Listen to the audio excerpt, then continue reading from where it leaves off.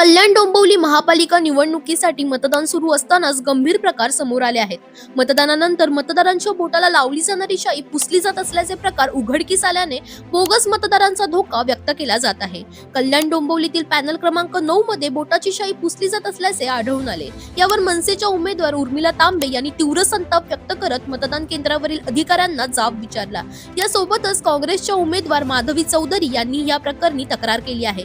असे प्रकार करायचे असतील तर निवडणुका घ्यायच्या कशाला असा थेट सवाल उर्मिला तांबे यांनी उपस्थित केला. दरम्यान शाई पुसली जात असल्यामुळे दुबार मतदान होण्याची शक्यता निर्माण होत असल्याचा आरोप करण्यात आला आहे. दुसरीकडे पुणे शहरातील धायरी भागातही असाच प्रकार समोर आला.